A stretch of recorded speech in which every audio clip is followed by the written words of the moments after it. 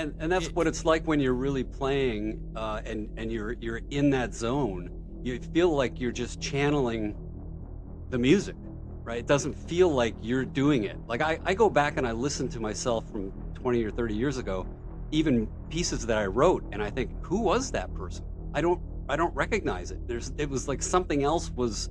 It was a different person, and you're kind of channeling something that's not ego based. It's not really about you. It's about unraveling the music.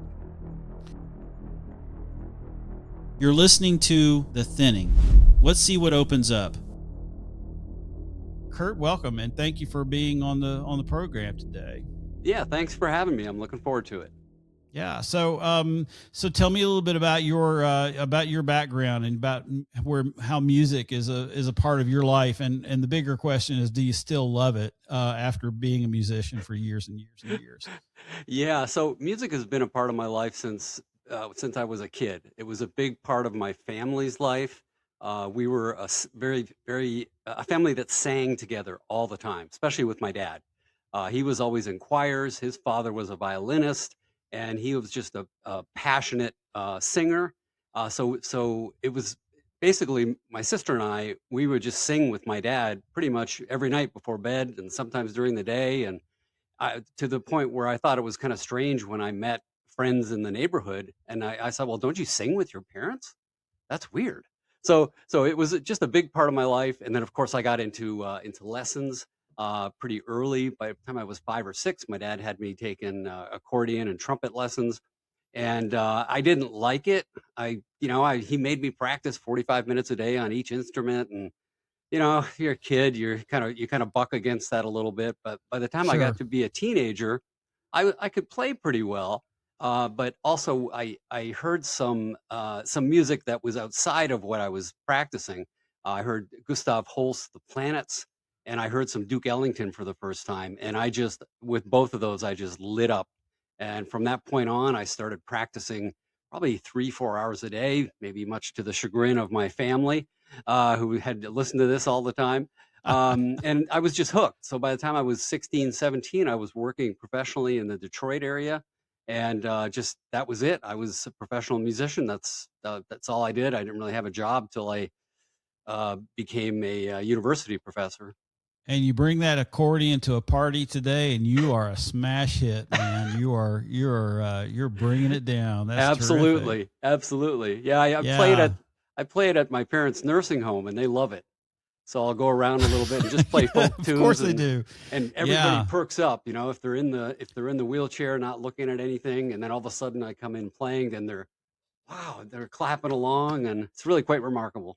Yeah, and so I could probably throw all kinds, since we're our ages are somewhat similar. I could probably throw out some names like Stan and Yash Schmangi of the Happy Wanderers, and Oh you'd yeah. know who I'm talking about. Oh yeah. Everybody knows Eugene Levy today, Right, and right. everybody knows him from Schitt's Creek, but nobody remembers Remember, the Schmengis. That yep. was the best comedy of all time, which That is was musical hilarious. comedy, of course. Yeah. Yeah. Yeah. So a typical path in a lot of ways. Music was kind of in the family, and then Yep. you heard something, and it lit you up, and it changed everything. It did. You Yeah. Do you remember that experience? Do you remember what it felt like? I just remember hearing the Holst on the NPR station in Detroit, the public broadcasting station in Detroit, and I was just transfixed because I'd never heard sounds like that and Yeah. harmonies like that. And the same thing with the Ellington. It was a totally different style, but it both just pulled me in. And I guess my question was, how do you make those sounds? Like who are these people, and how are they able to make music that sounds like this? So Yeah. that's what really grabbed me, and then that was my pursuit, was wanting to learn how to write music that was maybe not that quality, but that I understood how it all worked, and to perform it and to be part of that. And that's all I did until I decided to go back to school in my late 20s and get degrees, and that's the story. Yeah. Okay, and then you moved in. You said you were a professional musician. You said you know Hmm. what was the shape that that took? A lot of it was kind of doing just gig work, right? Concerts with jazz stuff was kind of on the side for the most part. But to make a living, I had to do, weddings, parties, bar mitzvahs, corporate stuff.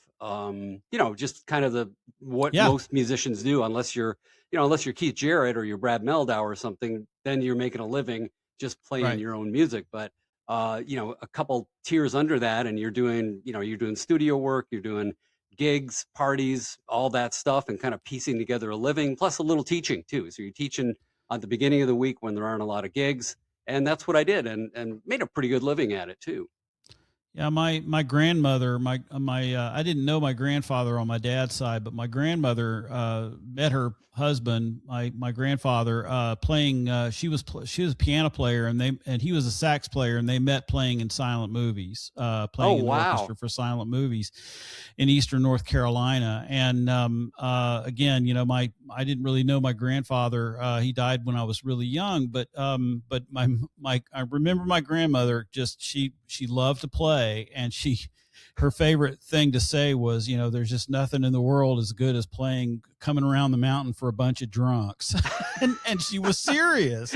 She was really serious. She's like, just being in the middle of it and playing is there's just nothing like it. I used to play with a group of guys in college. We kept playing for years afterwards and doing gigs. And I, uh, I, I feel like I've never done cocaine, but I feel like, the feeling that I had playing with those guys probably is a little It, bit what, like, you know, doing coke is like. There's something about it that nothing can compare yeah, to. it's a buzz And yeah, for and sure. I don't get to I took on the role of a clergy person, and that was pretty much the end of it. I couldn't sustain Yeah, it anymore. I had to if you have one time where you can't show up for a gig because you had to do something else, and you can't control in a church when somebody dies or somebody gets sick, you don't get yeah, called back. yeah, yeah. That's it. So that's where it all kind of went for me.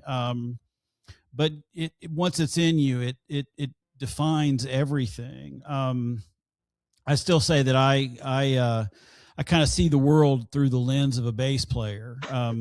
It's I'm not I'm not out there in front. I'm just kind of laying it down. But if you're doing your job as a bass player, you're kind of dictating where everybody else is going. And jazz has been a big part of your life, right?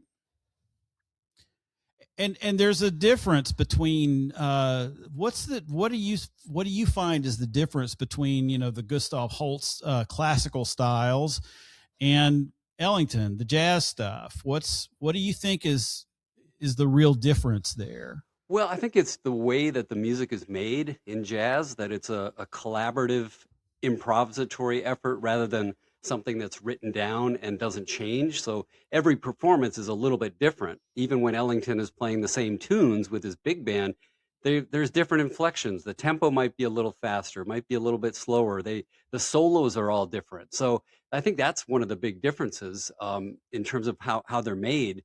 Jazz is really a music that is hard to pin down as a genre because there are so many different styles that are also different. But the one thing that's the same is that they're all collaborative music making in the moment, and they all of the styles subsume local culture wherever they are and change the music subtly. So I think that's one of the big differences, I guess. And I remember when I was in music school, I my teacher, my professor told me that don't you can play all the jazz you want, you can study all the jazz you want, but don't try to pursue a jazz degree because it won't buy you anything, won't get you anything. Uh-huh. If you have a degree in classical bass playing, then you can find you can find a way to play jazz, but you can, if you have a classical degree, then you can possibly get, something else, another kind of gig to put bread on the plate. Yeah. um but the funny thing was that the all the the music school is kind of divided into classical players and jazz players, but the Hmm. classical players were, they referred to themselves, or the jazz players referred to them as legit players. Legit players. Yeah, I remember that. Yeah. Which is So weird. I guess, right. So, and that's interesting, I think. So can you say something a little bit about, describe to the viewers what this divide really is like, and why by implication jazz was considered illegitimate? Yeah, I think some of the early jazz players were kind of self-taught, and maybe some of them didn't read music very well. So that was, I think, one of the breaking points there. That like Chet Baker, right? He was self-taught. I don't think he was someone that could sit down and read a part. It was all done by ear. So that kind of led to that. Well, they're legit players because they can read music and they know what's going on. They know the harmonies that are being played. They know their instruments. Where these other guys are kind of self-taught. But I think it's funny that jazz players took that on and actually said, yeah, they're legit players, because it's a slam on the jazz players. But I think the jazz players have always liked kind of being the streetwise kind of street cred, streetwise tough guys, bad boys to a certain degree. So I think they kind of like that, to say, that's the legit guys. We're the cool guys. We're on the street. We're doing our own thing. Um, but I would also say what's funny is that you've mentioned that you shouldn't do a jazz degree because if you do the classical degree, there'll be work for you. My experience has been that the jazz players are the ones that can do any gig, right? If you're a good Yeah. jazz player, you can do wedding gigs, you can do a rock gig, you can do a country gig, you can do a salsa gig, you can do anything. And so the jazz players, like my students that study jazz, some of them are just they've got great careers in music, whereas most of the classical players, because they can only do one thing, it's tougher that way, right? There's less students. So I think the jazz thing sort of makes it possible for you to go into almost any musical role, including producer, arranger, and player, and thrive, where the classical players aren't trained that way. Why do you think that is? I think it's because when you do jazz at a professional level, you understand the harmony. So you know the tunes, you know the forms, you know the scales, you know the possible harmonies that you could use if you wanted to change the harmony around, and you've got a really keen sense of rhythm. So you're a groove-based player. So you can move into virtually any style of music, pop music, of course, jazz, rock, country, whatever, any music that relies on a groove, and you can thrive there, because none of that music has more difficult harmony or melody than jazz has. So you've got, jazz, you're lifting 150 pounds. You go to any other of those styles of music, and it's like, oh, this is 75 pounds. I can do this, right? Because they're so much simpler than jazz is. And then you've got and I'm just still kind of ruminating on the whole idea of legit. The jazz guys that I knew would to say that somebody was a legit player, uh was to say, well, I mean, that was disparaging, right? It's like, oh, so and so is a so and so is great. You're talking to somebody, oh, they're a great sax player. Oh, well, yeah, but they're primarily legit. Right. And that was that was kind of a, yeah, but they're not one of us. Exactly. Yeah. Yeah, And because you're almost saying, when you say a legit player, you're saying that player can only play one style, where I can play a dozen. I can play any style you give me, because I've got the ears, I've got the harmonic chops, I've got the rhythm chops, and I've got the melodic chops. I can be a chameleon and slip into whatever band you want me to be in, and I may not be the best in that chair, but I'll be pretty damn close in a pretty short period of time. including playing Holst.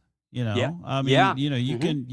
you can jump into that role too. I mean, obviously it's a different scene today than it was in the 50s when Coltrane, was doing his thing. It's not like he would be able to just slide into that space, but still today music school kids, I think, and I'm, sorry kids. I'm showing my biases here. I listen to some of these guys like, Snarky Puppy, and I hear Yeah. Corey Wong and everything he's dealing with and the arrangements and these, it's absolutely mind blowing.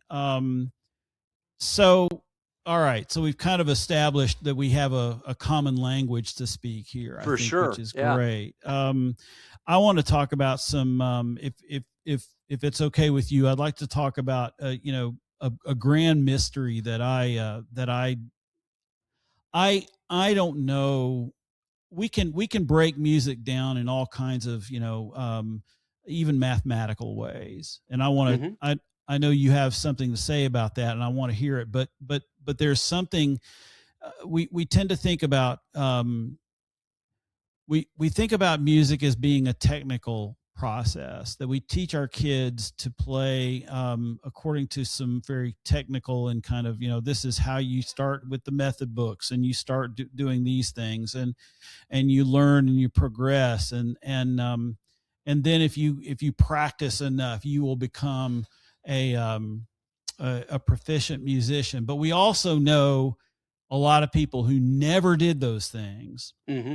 and they are mind-blowingly, I you heard Ellington, I heard Jaco Pastorius, Mm. when I was a teenager, and when I heard that playing, it was, I all I knew was I gotta figure out how to do that. Same I gotta thing. learn how Yeah. to do that. Hmm. And it's as if it came from somewhere else. Yeah. Um And that's it, what it's like when you're really playing, and you're in that zone. You feel like you're just channeling the music, right? It doesn't feel like you're doing it. Like I go back and I listen to myself from 20 or 30 years ago, even pieces that I wrote, and I think, who was that person? I don't I don't recognize it.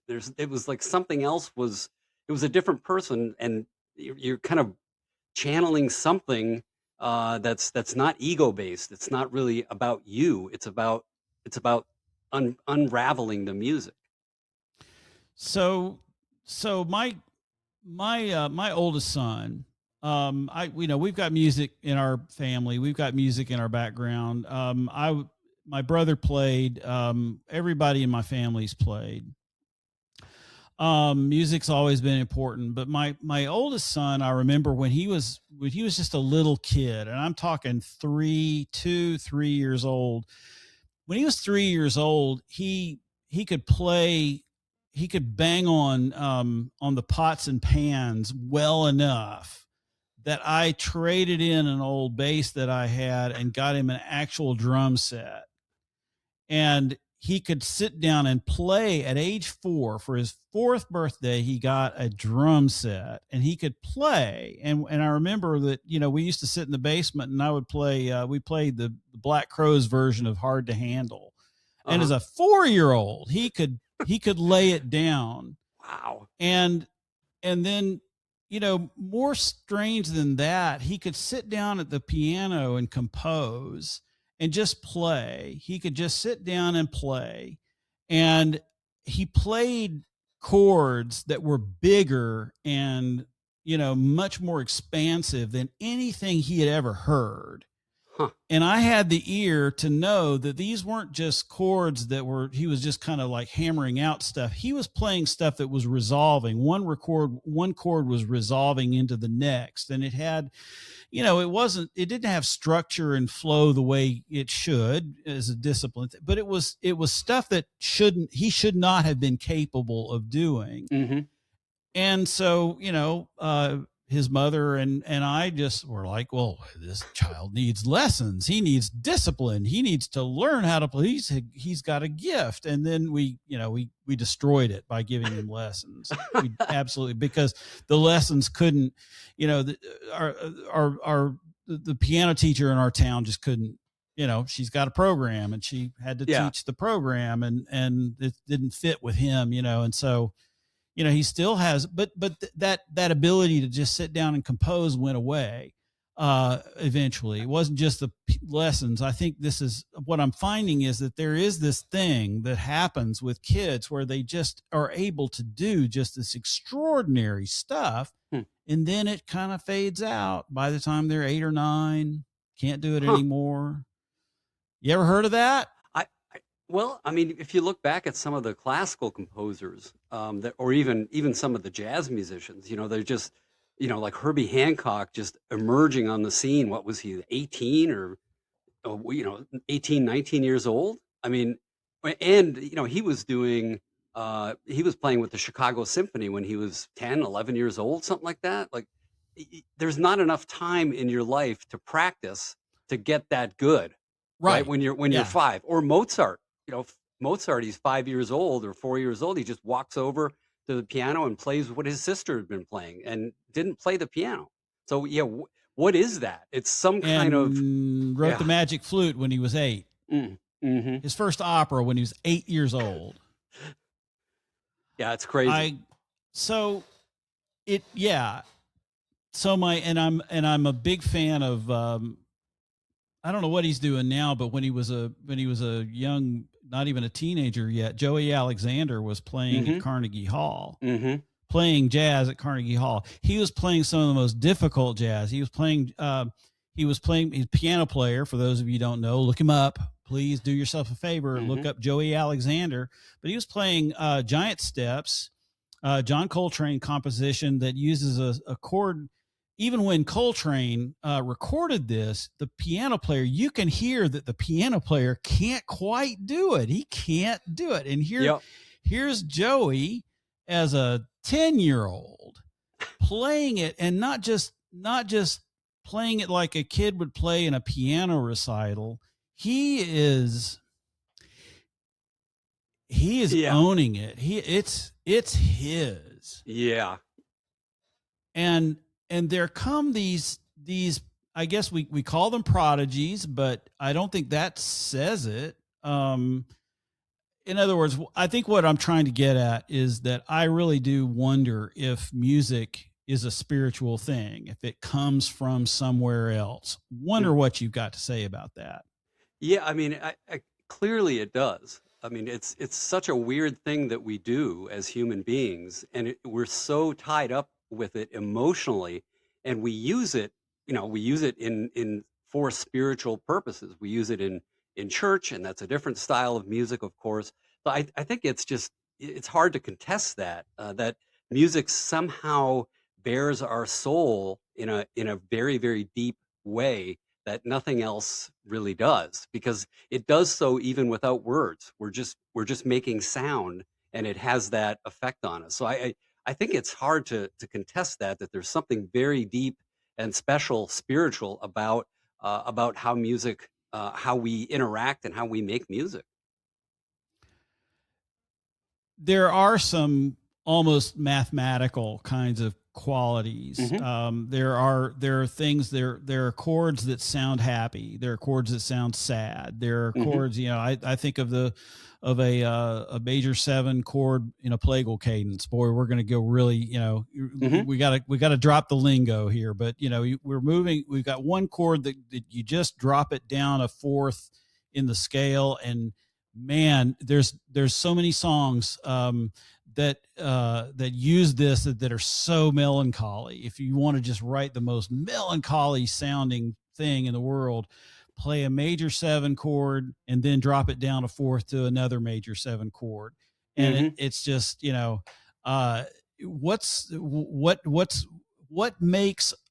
what makes a song, I mean, just from a technical standpoint, what makes a chord sound happy and what makes one sound sad?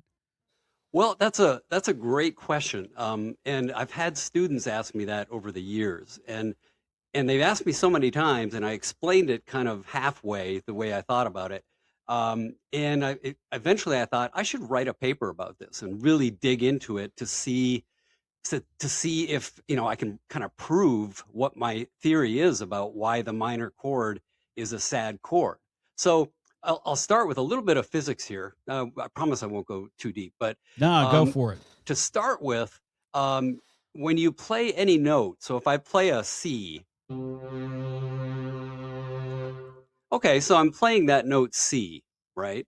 So you think, well, you're just playing one note. Well, you are, but that C is made up of many other pitches that are called partials. So they're part of the makeup of C, but they're played because you're playing C. So those partials that's called the harmonic series, and it's kind of the law that governs sound. So any sound you make is going to be that sound primarily, but then it's also made up of these other pitches that get closer and closer together as they go up.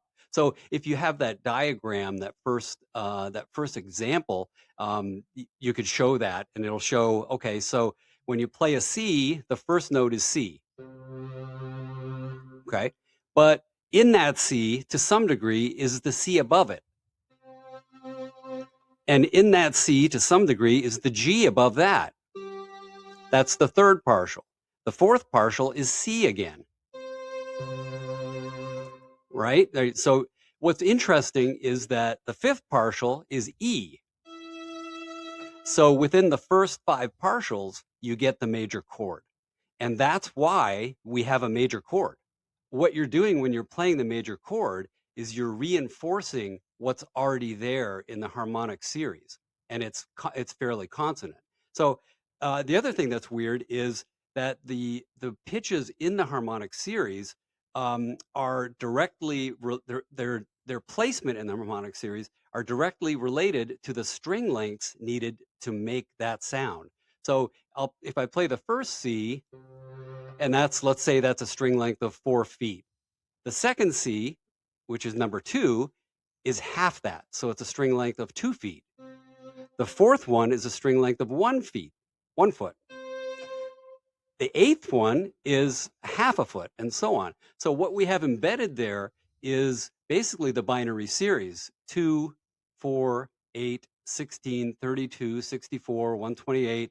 And people our age remember, hey, wait a minute, that's got something to do with computers. That was the memory thing, right? You'd buy 512 megabytes or 256 megabytes as memory. So that binary series is at the heart of the computers that we're using to have this conversation right now. It's also at the heart of life. So when a sperm meets an egg, it becomes one cell, and then that cell splits into two, and then the two go into four, and then the four go into eight.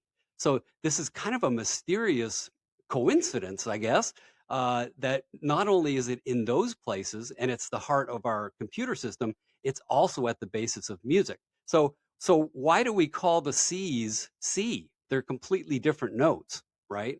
Well, the reason we call them all C, we call them an octave. They're in octaves, right? Um, so why is that? They're different notes. Well, what we're hearing when we play the C's together, the higher C just sounds like a higher version of the lower C. They sound like the same note in different registers. And the reason for that is because the string lengths are all based on factor of 2.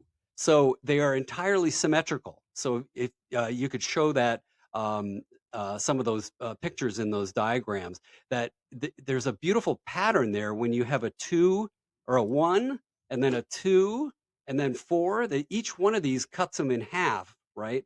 And so it's quite a beautiful picture. So our ear recognizes that symmetry. We understand, oh, that's easy to hear. But when we have something that's not symmetrical, say this,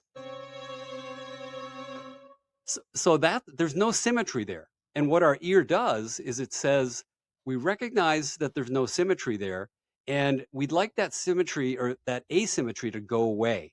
And the ear supplies the closest factor of 2 to the bad note. So the ear says, well, if we go from So let me, I'll play a little example here, and I'll ask you to sing what you think the next note should be. So, you ready? Okay, so here we Let's go. go.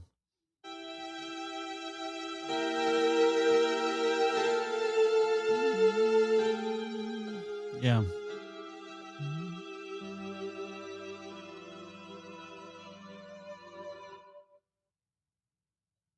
Right. Yeah. Okay. So the freaky thing is, I mean, you're a musician, but you can do this with anyone, and they're going to sing the C. The weird thing is, I didn't play a C. So your brain calculated that and sent a message instantly to your Yeah. vocal cords, and it said the note we want you to sing is going to resolve the asymmetry. It's going to resolve the complex waveforms and give us symmetry. So it's that power of our auditory system that makes music possible.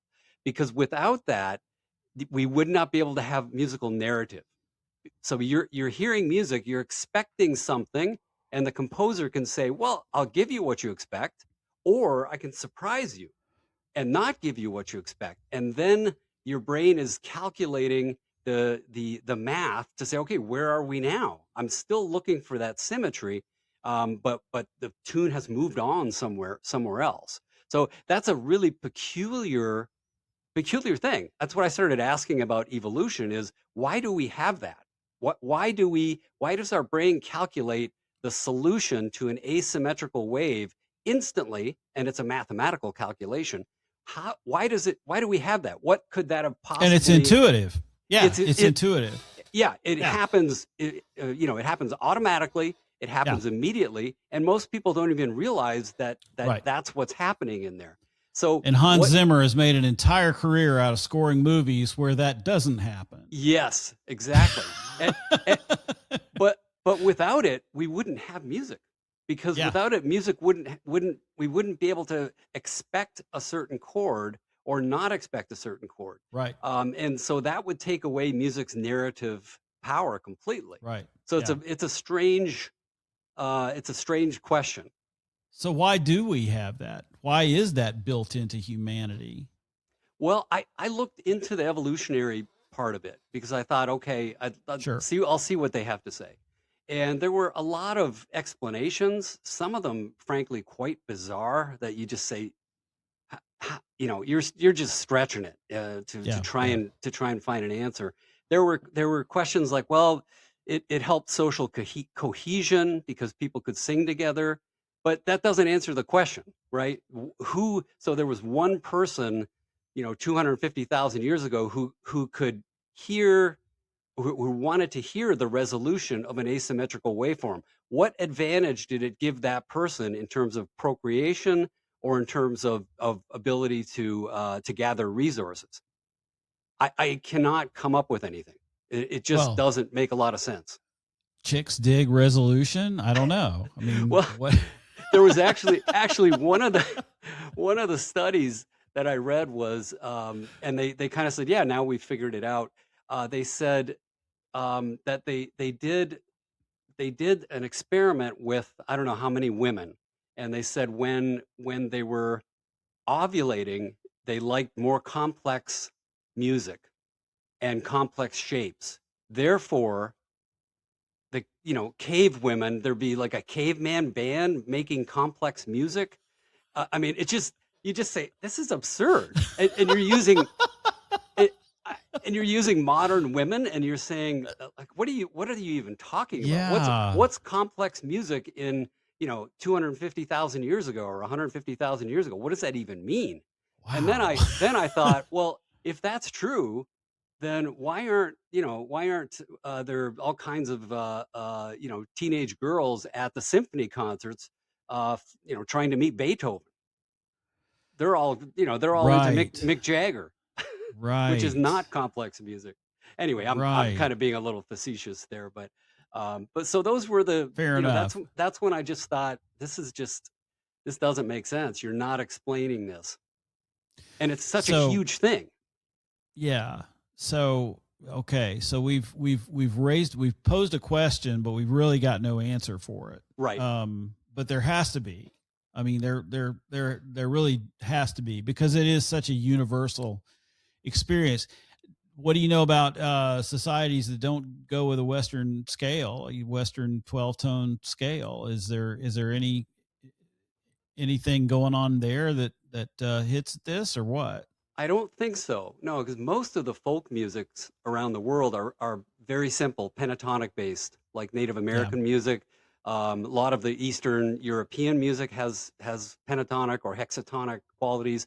Aboriginal music in Australia has that. The Asian uh, folk music relies heavily on the pentatonic pentatonic. scale. So that all implies exactly what is at work here. It's just the major scale and the full chromatic scale just really increase the complexity level quite a bit. So I don't think there are any I don't think you can find anomalies there with Indian music, because they're using such complex scales and rhythms, but those are generally done under a pedal.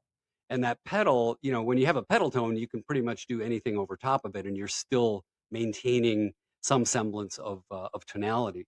So I Yeah, don't think there are and a any pedal exceptions. tone is just a like a straight, it's a kind of Yep. ethnic music that we often hear where there's just a straight tone. I know in Armenia, I'm a big fan of duduk music, Hmm. which the viewer probably, if there's any one of you that knows what I'm talking about here, please, say so in the in the comments. I would love to hear it. But it's a very mournful. You don't know what the duduk is, but I know you've heard it. You've heard it Yeah. in movie soundtracks. It's that very mournful, uh, very expressive woodwind thing from Armenia. A piece of apricot wood, cut from a particular part of the apricot wood log. It's remarkable. But it's a melody played over a straight tone. And wow, it's really, really powerful, emotional music. Hmm. Yeah, which So with a pedal, that's really how it works. You can do anything over a pedal, and you don't lose that center of tonality. It's when you don't have a pedal and you do that that it kind of gets a little bit wonky. in bagpipes. Yeah, bagpipes Yeah. pedal there, and really I mean, so much pop music, the verse is a pedal. Hmm. When you think about, but pop music tunes, there may be stuff, there may be slight shifts in the chords, but basically the verses are just a pedal with just some slight movements up and down, and that's it. So we have a lot of that in popular music as well, and in jazz. Yeah, and my job as a bass player was always to lay down the pedal, but do it in a way that had movement and motion, which is not very pedal like, but it has to always imply the pedal. It always has to lead to Yep. the root tone Yep. of the chord, even when the root chord is moving around. So yeah, wow, we're gonna have to require a music theory course, I think, before people listen to this episode. I Oh. apologize for all that, but it's really it's hard to talk about. It's hard to understand, talk about outside of lingo. I'm not a big fan, Yeah. especially in church matters. I'm really not a big fan of lingo and acronyms and things like that, because it's exclusive. It keeps Hmm. people out. It doesn't invite people in. But there are some things, I think, some concepts that you just can't really talk about other than by using certain kind of Yep. trade speak, I think. Yeah. There's no way around it, Yeah, but we'll yeah. try and keep So it to a minimum. so you've got another problem that I want to see if you've got any insight into. You've got this this issue where music seems to come from somewhere else. And I'm going to be doing an interview next week with a woman who is the drummer in a Led Zeppelin tribute band, Oh, and cool. she's also a channeler. She also claims to channel spirits, and a Oh. lot of people would say that that music is, when you're performing music, that at its highest level you're channeling spirits. And so we're going to actually talk about what it's like to channel John Bonham, and Wow. I mean, and I'm really interested to see how that goes, if she can really talk about it, that, you know, she's actually channeling, you know, this guy, or if it's, you know, there's something else. I suspect there's something else going on there. I suspect that there's not just like a spirit talking to her, but there's something more universal. Thinking about, you know, in my early days of, you know, in theology school, learning about, this concept. I think it was Aristotelian nominalism, that there was Hmm. an idea in the Middle Ages where, you know, you've got a table, and then you've got tableness. You've got the principle of tableness, that the table comes from, and you've got, you know, everything, every material thing has kind of its spiritual equivalent that's in a, you know, maybe in a higher dimension or something like that. Yeah, And I wonder about that as being music, as being the most tangible example of that kind of thing that we have here in this life. yeah, I remember that too. That was wasn't that the with Plato and the perfect forms, that there was like an ideal form Right. of everything that exists, you know, kind of somewhere, and we're just kind of trying to get there by making our non-idealized versions of those things. Yeah. Yeah. Um, Yeah. yeah, and you know, I think like Schopenhauer said that music was the most perfect example of our will as a as humans. That's what we're listening to when we're listening to music. You're listening to the pure essence of who you are, kind of stripped of all of the you know, all of the your name and your personality and all that. It was kind of a distilled, I don't know, soul, I guess.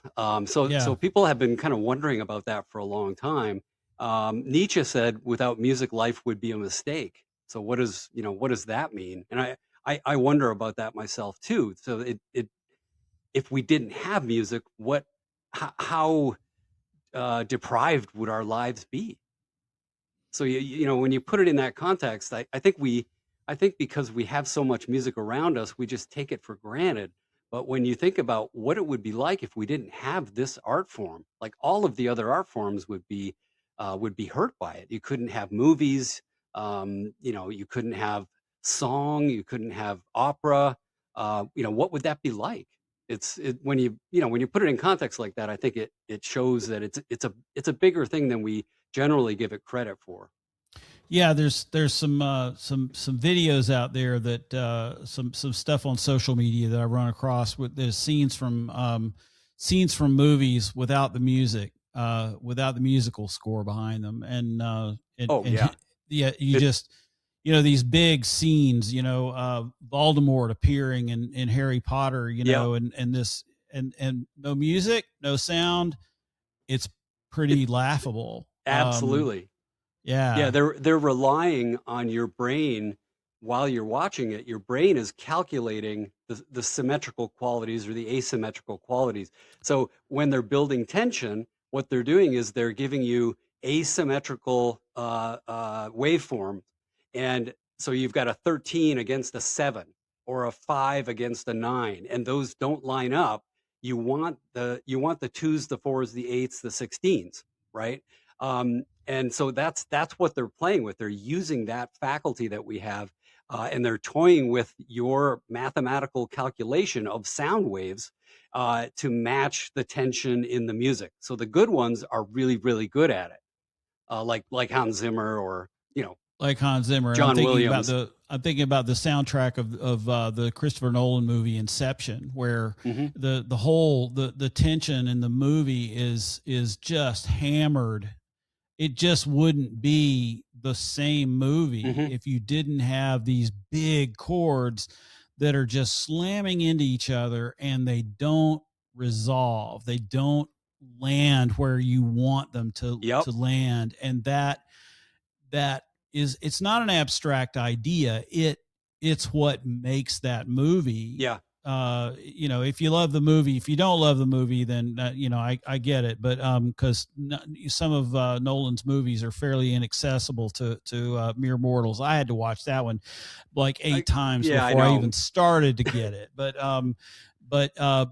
there's, you know, the music operated on such a level that you would enjoy the movie whether you understood it or not. And it And speaks to the universalism of it too, right? It's yeah, not like you're saying, well, that the music works that way in Western European societies. No, it works that way everywhere because we it all does. have that same faculty where the brain is able to recognize the symmetry and the asymmetry, and it's supplying the solution to the asymmetry.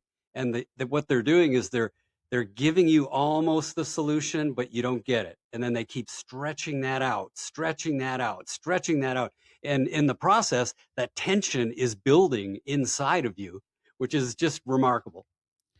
And if the scoring, if the musical score is really done right, you probably don't even hear it. Yeah, That's why, yeah, I'm kind of not a big fan of John Williams and the score to Star Wars, because you know the theme, you get it, you hear it, you know that you can hum along with it.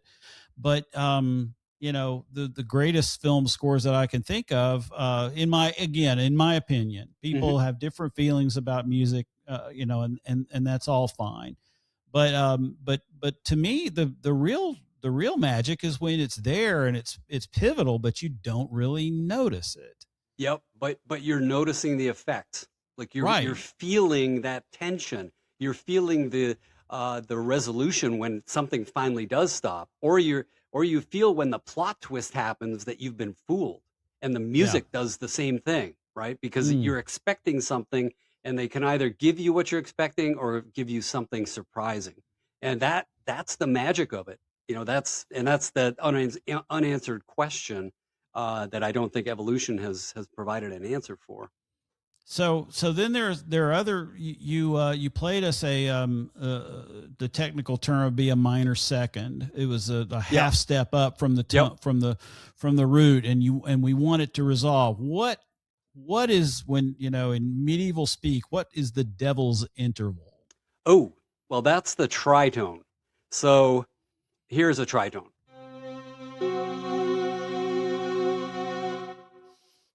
Ooh. So you'll note it's featured in the Simpsons theme quite prominently. Uh, yeah. So it's an interval that they called the devil's interval back in the Middle Ages, because it really has no. It splits the octave up directly in half. So it's this strange interval that if you go up a tritone and then you go up a tritone from that note, you get the same note that you started on. So it's called a dyad of, oh, I don't want to get too technical here, but it has a spooky kind of sound to it, right? Because you don't know. I think it's because you don't know where the center is. Like if you play other intervals, yeah, that's good. If I play, it's nice. But if I play a tritone, it's kind of unsettled. It doesn't Yeah. have a center to it, and I think that's why. I think that kind of spookiness is why they gave it that name. And typically, traditionally, where does when you play a tritone, where does it resolve? How does it resolve? Oh, it's actually if you have it as the third and seventh of a dominant seventh chord. So here's the tritone,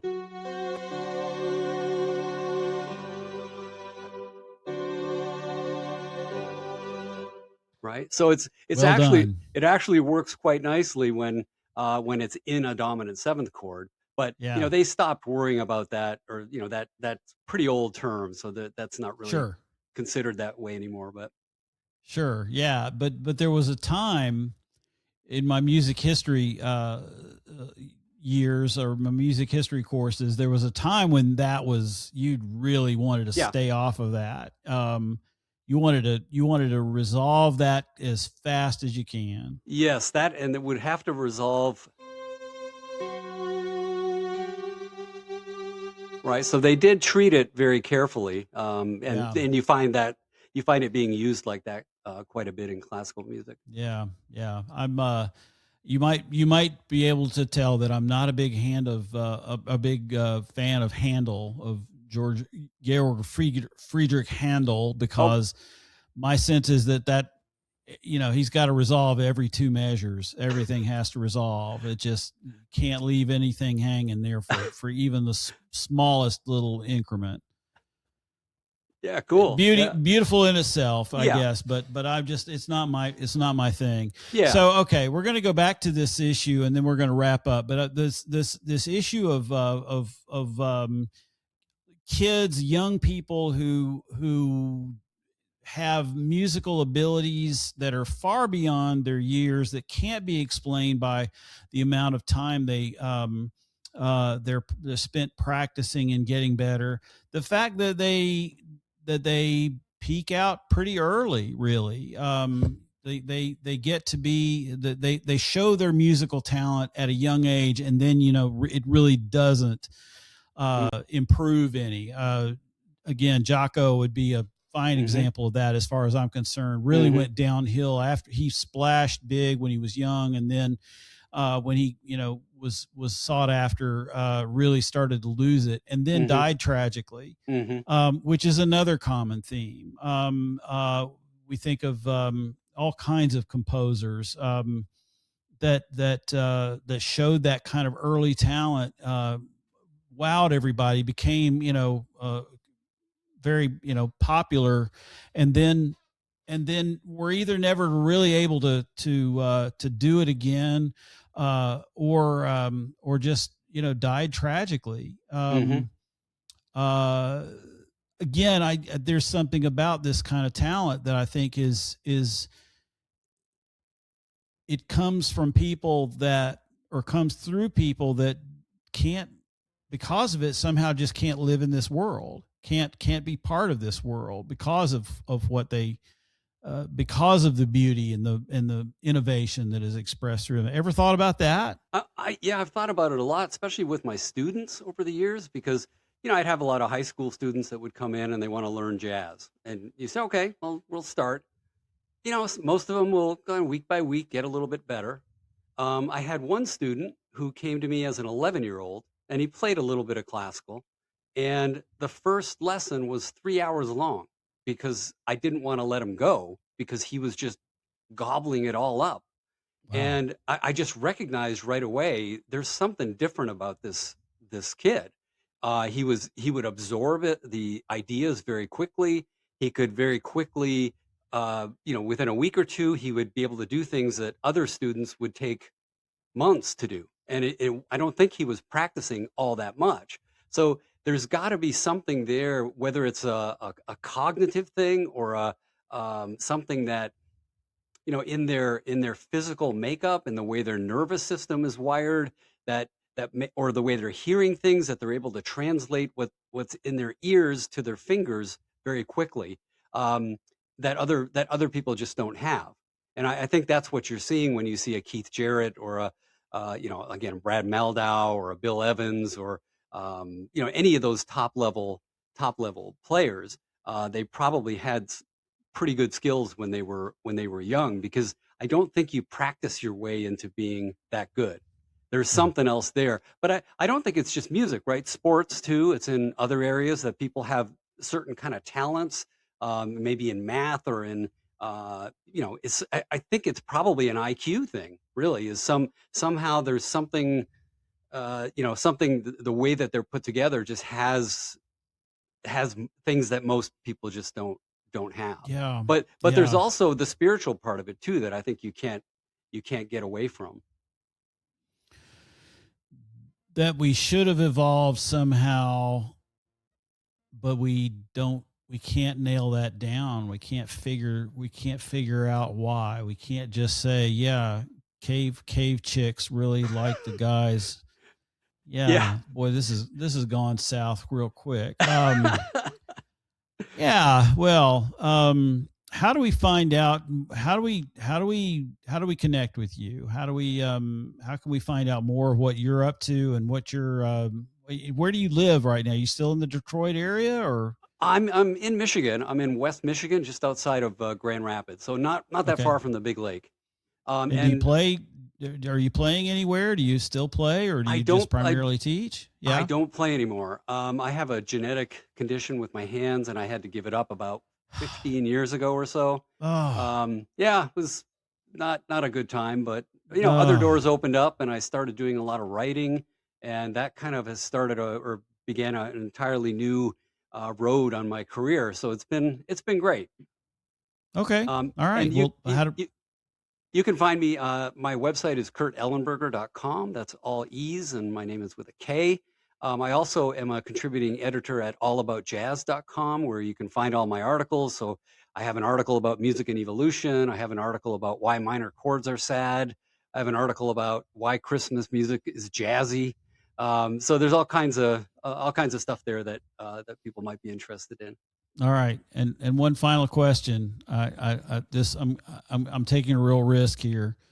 Which is the saddest of all keys? Well, that would be D minor, of course. Well done, well done. That's a Spinal Tap reference. Oh yeah. For Oh you yeah. folks. Okay. This has been fun. You've made my day, and I hope there's some worth of any of this to the listener. So thanks so much. This is Oh, great. thank you. Thanks for having me. This Yeah. has been fun.